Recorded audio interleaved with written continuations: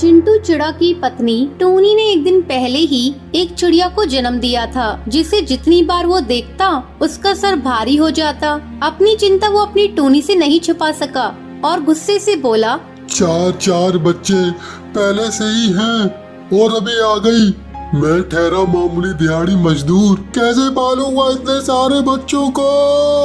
चिंटू की पत्नी उसकी बातों का क्या जवाब देती। कभी वो नन्ही बच्ची की ओर देखती, कभी चिंटू की ओर। एक दिन दोपहर की बात है, चिंटू अपने टूटे फूटे घोंसले के बाहर चुपचाप बैठा हुआ था। तभी वहाँ पर एक बहुत ही अमीर कौवा सेठ आता है, जिसका नाम कड़कनाथ था। क्या तुम्हारे यहाँ किसी चिड़िया का जन्म हुआ है? कड़कनाथ की बातों को सुनकर चिंटू उसे घूर घूर कर देखने लगा और चौंकते हुए बोला, कन्या, हाँ, कुछ दिन पहले मेरी पत्नी ने एक चिड़िया को जन्म दिया है, लेकिन आपको कैसे पता? अरे ये सब बात छुपती थोड़ी है। वैसे क्या तुम मुझे वो चिड़िया दे सकते हो? ऐसा है कि मैंने संतान हूँ और आपकी चिड़िया को गोद लेना चाहता हूँ। चिंटू एक बार फिर उसे घूर घूर कर देखने लगा और उनसे बोला, साहब, मैं बहुत ही गरीब हूँ, किसी तरह अपने परिवार की 2 टाइम की रोटी कमाता हूँ। जब से मेरी ये बेटी हुई है, मैं उसकी चिंता में घुला जा रहा हूँ। आप मेरे पास किसी भगवान की तरह आए हैं, आपके पास इसका भविष्य बन जाएगा। मेरे पास तो इसकी किस्मत में सिर्फ भूख और बीमारी ही आएगी। चिंटू ने अपनी बेटी कड़कनाथ को दे दी। कड़कनाथ ने बच्ची को लिया और वहाँ से निकल पड़ा। रास्ते में एक नदी पड़ी। कड़कनाथ बच्ची को लेकर नदी किनारे जा खड़ा हुआ। आज मैं अपने बेटे का भाग्य अपने हाथों से लिखूंगा। आज मैं मिटा रहा हूँ अपने बेटे का भाग्य में लिखी वो बात जो मैं नहीं चाहता। ये कहकर कड़कनाथ सेठ ने उस नन्ही चिड़िया को नदी में फेंक दिया। कड़कनाथ सेठ एक बहुत बड़े ज्योतिषी थे, वो भविष्य देख सकते थे। यही नहीं, किसी की जन्म कुंडली पढ़कर जिसके बारे में जो कह दिया वो हो जाता था। उनका कहा कभी नहीं बदलता। कुछ ही दिन पहले की बात है, वो अपने बेटे कालू की जन्म कुंडली देख रहे थे। ये क्या है? ये कैसे हो सकता है? मेरे इकलौते बेटे का विवाह किसी दिहाड़ी मजदूर की बेटी से होगा? कड़कनाथ ने अपनी आंखें बंद की और उस चिड़िया को देखने लगे। पल भर में ही उनकी आंखों के आगे टूनी चिड़िया की बेटी आ गई। उन्होंने अपनी आंखें खोली और मैं भविष्य देख सकता हूँ तो भविष्य बदल भी सकता हूँ। मैं बदल दूंगा अपने बेटे का भविष्य, मार दूंगा उस चिड़िया को। दूसरी ओर नन्ही चिड़िया पानी के भाव के साथ बहती जा रही थी। वहीं नदी के किनारे एक पेड़ पर रहने वाली बबली कबूतरी उस समय नदी पर पानी पी रही थी। आज तो बहुत देर हो गई पानी पीने में। तभी उसकी नजर पानी की लहरों के ऊपर बहती हुई चिड़िया पर पड़ी। बेचारी लगातार रोए जा रही थी। अरे ये किसकी चिड़िया है? किस निर्दयी ने इस बच्ची को पानी में डाल दिया? अरे जब पाल नहीं सकते हो तो पैदा क्यों करते हैं? बबली ने उस नन्ही चिड़िया को लहरों से निकाला। वो बच्ची लगातार रोए जा रही थी। क्या हो गया? अरे क्या हो गया? भूख लगी है क्या? मैं हूँ ना, मत रो बेटी, मत रो। बबली के पति का 2 साल पहले ही देहांत हो गया था। उसका दुनिया में कोई नहीं था। उसने इस बच्ची को गोद ले लिया। बबली ने उसका नाम टुनटुनी रखा। समय धीरे धीरे पंख लगाकर उड़ता गया। टुनटुनी चिड़िया बड़ी हो गई थी। इस बीच बबली कबूतरी की भी मौत हो गई थी। उधर ज्योतिषी कड़कनाथ का बेटा भी जवान हो गया था। एक दिन की बात है, वो जंगल में सुनहरी शाम का आनंद ले रहा था। तभी अचानक से मौसम खराब हो गया। जोर जोर से आंधी चलने लगी। ओहो, तूफान, ऊपर से ये बारिश, ओहो।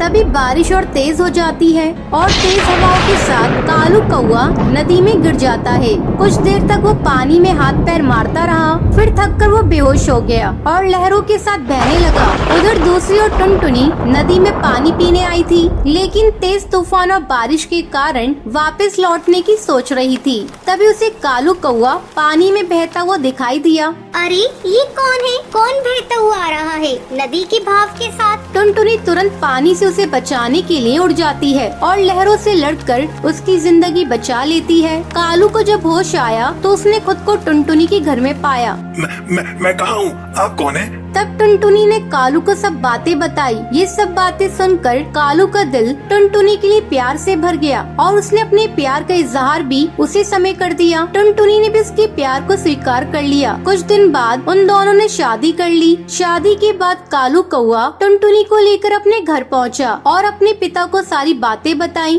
तुमने तुमने शादी कर ली, लेकिन ये लड़की कौन है? इसकी गोद क्या है? खानदान क्या है? तब टुनटुनी ने सारी बातें बताई, जिसे सुन कड़कनाथ ने अपना सर पीट लिया और मन ही मन सोचने लगा, ऐ भगवान, कुछ साल पहले इस काले अध्याय को मैंने अपने बेटे की जिंदगी से निकालना चाहा था और ये फिर से मेरे सामने आ गई। लेकिन मैं हार नहीं मानूंगा। इस दिहाड़ी मजदूर की बेटी को मैं कभी अपनी बहू स्वीकार नहीं करूंगा।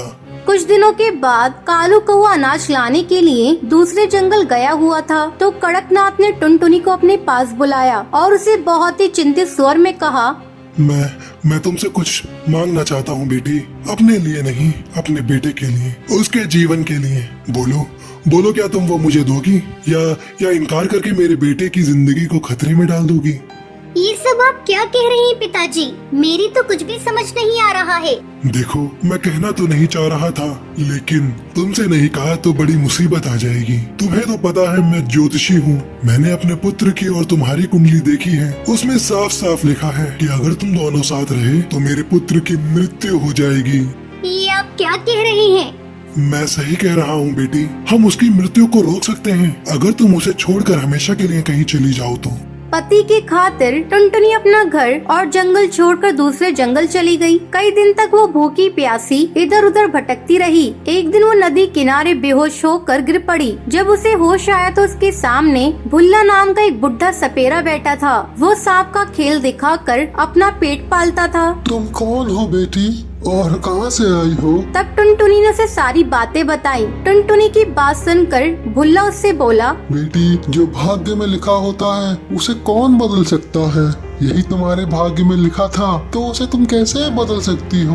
वैसे भी तुम्हारा ये फैसला तुम्हारे पति के जीवन के लिए है, इसलिए इसे स्वीकार करो और नई जिंदगी शुरू करो बेटी। टुनटुनी भुल्ला सपेरा के साथ रहने लगी। वो उसी के साथ सांप का खेल दिखाती। यही नहीं, उसने भुल्ला सपेरा से जहरीले सांपों को पकड़ने की कला सीखी, बल्कि उनके जहर को काटने का मंत्र और जड़ी बूटी के बारे में भी जाना। बेटी, तुम में गजब की प्रतिभा है। मैंने अपना पूरा जीवन इन जहरीले सांपों के जहर की काट और मंत्र को जानने में लगा दिया, लेकिन तुमने तो कम ही समय में सब कुछ सीख लिया। समय फिर से गुजरने लगा। इस बीच कड़कनाथ सेठ और कालू कौआ दूसरे जंगल किसी रिश्तेदार के यहाँ आए हुए थे। वो दोनों एक कमरे में सो रहे थे। तभी पता नहीं वहाँ कहाँ से एक जहरीला सांप आया।